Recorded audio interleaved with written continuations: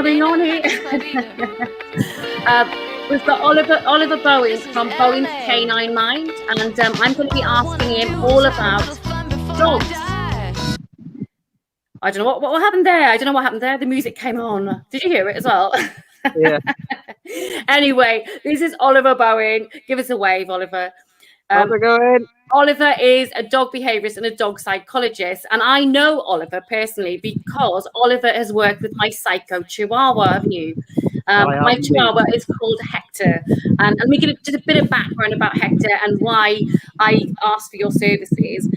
He's a bit of an aggressive dog. So put it this way, he's bitten my partner and everything. So yeah, he's quite aggressive, and he's great with me, but he was terrible with everybody else, isn't he? He's awful, and just growls, barks, attacks. He thinks he's honestly, he thinks he's a bit of a Rambo, doesn't he? I think, but he's got small dog syndrome, I think it is, isn't it? So I got Oliver involved to help me with my dog, and I found that dogs think very differently, don't they, to human beings? I mean, it's a very different sort of thought process. And you have been a dog psychologist for a number of years now. So what do the names mean? What do the letters mean after your name? Do you want to explain that to everybody? Canine PSY basically means I got a diploma in canine psychology. Okay. So, like, I understand the way the dog's brain works and how the information gets processed by them. Like, the main way of looking at it is, like, humans have got the cerebellum and the cerebral cortex equal-sided on the brain, whereas the dog's cerebral cortex covers the most part of their brain. Their cerebellum's very small, so they don't actually have, like, visual memory.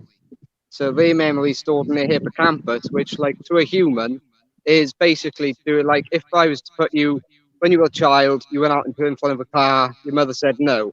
That happened a number of times. You don't remember where that happened. Yeah. But because it happened a number of times, you now know as an adult that a car will kill you. So it's like, it's the feel aspect of life. And they generally live by that, which is why, like, when you teach a dog to sit, you repeat it so many times, then it knows it. So what do you call that though? What is that called? Is that sort of, because I know you do different types of conditioning. There's different types of behavior psychology, isn't there? You've got classical conditioning. So with open conditioning, you've got positive and negative reinforcement, and you've got positive and negative punishment. All that means is that positive punishment is when you add a punishment, negative punishment is when you take that punishment away. So for instance, if you're squawking out in front of you, you've got a pop on the lead, that's a positive punishment. When the dog comes back, then they don't get a problem lead, take that punishment away. Same as when you ask a dog to sit, it sits. Positive reinforcement, you give it the treat. When it doesn't sit, it doesn't get the food. Yeah. So I mean, you did it. You trained him with a bit of cheese, didn't you? Because he likes cheese. And like you can see with Hector now, like when he's with you and he's biting on me and being silly, I'm not doing much with that until he gives me space. If he gives me space, he gets positive reinforcement because he gave me space. Okay. Whereas while my hand's there, he's disagreeing with my hand being there, which is why my hand's not being moved. We've got a question for you. Are your pets well behaved? Very. Are they? Yeah, they do as they're told. Most of my dogs are rescues, so like obviously all of them came from a bad background, and a lot of them have had to get over serious issues. So like I can walk all of my dogs at the same time, which I got 7 that work with me every day, and I got another then 4 that are at home with my missus that also work with me now and then. Now a lot of the time I'm walking around 50 with up to 9 dogs. I've got another question from Thomas Baden Tudor. Yeah. How do I teach my Dachshund to sit because she just won't listen?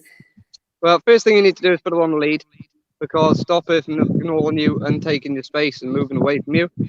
When you get the treat, put your bum down. When she sits, say sit, give her the treat. Repeat that process over and over and over again until she gets it. It's like anything, isn't it? Yeah. Exactly. It's repetition.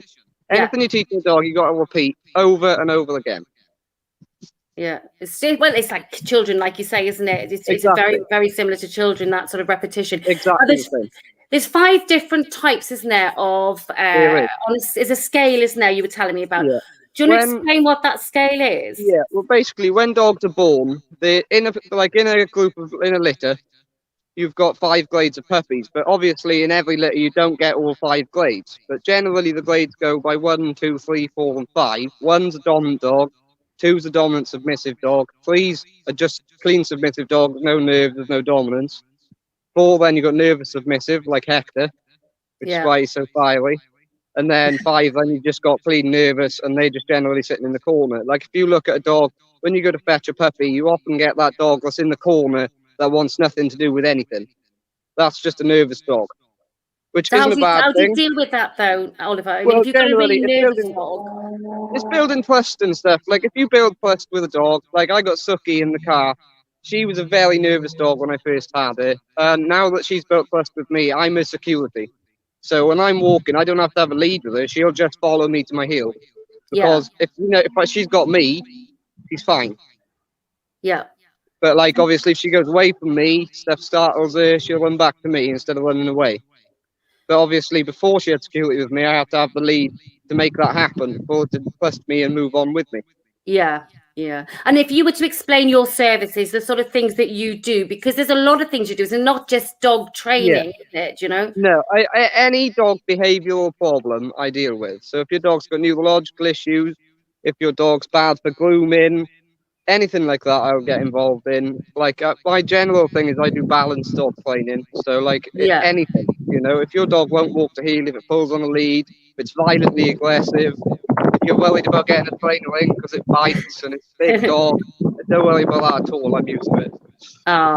So how do you deal with an aggressive dog then? So we talked about Hector. He's on the far end of the scale where he's sort of nervous, submissive, But he's and that's why he side. reacts. He's quite nervous, isn't he? That's why he barks at people. He's Exactly. I don't know why he's nervous though, because I know he's born that way. That's the way he is. Yeah. But like, it's not to say that can't be cured. It just takes a little bit of repetition and repetition to get him out of that. He's getting better. He's getting better. He will How do you deal with an aggressive dog though? So for people watching that might have an aggressive dog. Yeah, like a dominant dog, like an actively dominant dog that actively wants to bite the human. It's not scared of the human. It wants to control the human. They do exist. They are there. And the general thing with that is you've got to get a lead in it. You've got to get control of the dog, which, like, you need somebody like me who understands what that dog's thinking and how to act with that dog. If you're nervous of the dog and you're going to the garden, your heart rate's going like hell because you know he's going to bite you, you ain't going to help that dog. Yeah. You've got is that because the dog senses it, do you think? Yeah, the dog knows. The dog can smell endorphins. So the dog knows if you get nervous, the dog knows immediately. And if it's a dominant dog, it's going to take lead of the pack, which generally, in dominant dog language, is it's going to bite you and it's going to control you. Right. Which generally you've got to get on top of pretty quickly because they can be dangerous. But at the same time, if you've got an aggressive dog, it does not need to be put to sleep. This whole thing of put your dog to sleep because it's too aggressive, that doesn't exist. That's not a thing. Any dog can be helped. It's just knowing the right method for that dog individually. Yeah. What about dog soiling and things like that? Because there's a lot of people who've got puppies particularly. How do you it's not potty trained, is it? You know what I mean? Puppies, when dogs pee, they leave a scent. So the main thing is, like, the whole thing with a puppy of rub its nose in the bloody pee and all that. That's just abuse. It's stupid. It doesn't work like that. Like, if you see the dog actively doing business, interrupt that business and put it outside in the garden where you want it to do it, because then it'll see that it's not safe to do it in the house and it needs to do it out the garden. That's where you are happy with it. Catch it doing it in the garden, give it loads of praise, chuck it food, anything that makes that dog happy, do that. But the main rule is, if a dog pees in the house, get the scent cleaned and don't use bleach. Right. Why not bleach? Why? Bleach basically has emollient in it. So if, like, for instance, now, if I put a line of bleach through your house and let all my dogs in, they'd all pee on the bleach. Really? So, yeah. So generally, stay away from bleach. Yeah. Exactly. Use stuff that doesn't have bleach in it to get rid of scent. If the dog doesn't have scent there, the next time the puppy passes that area, it won't smell the scent, it won't pee there. Obviously, that takes a lot of repetition, same as everything. But, the general rule is get rid of the scent and try and interrupt every pee that dog does. If you've got a puppy, get a crate or a cage crate. And every time you get that dog out, if it wakes up from a nap, get it out the garden because it's going to pee. When it has food, get it out the garden, it's going to pee. If you've played with it, out the garden, it's going to pee. Right. Every hour they're going to pee.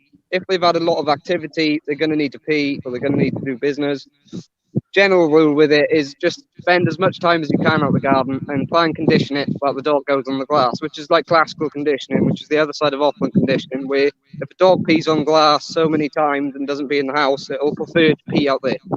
We're coming up to the end of the interview. We've only had 10 minutes, but it's been fantastic to talk to you. To sum up then, do you want to just give us a very, very short, quick thing about your services? So what can you do for people watching? Well, any dog behavioural problem, if you've got a dog and it's an issue, get in touch and we'll be able to help you. Generally, aggression can be dealt with. That's what I specialise in, is aggression, especially with grooming, that type of thing. Yeah. That's my thing, you know. Well, I can vouch for that. Dog, I can vouch for that. Well, thank you for speaking to me, Oliver. And to everybody watching, Oliver Bowen, canine psychologist, and I can definitely recommend him 100%. And now we've got some Sheryl Crow, and All I Want to Do. Cheers, Oliver. Hey, thank you.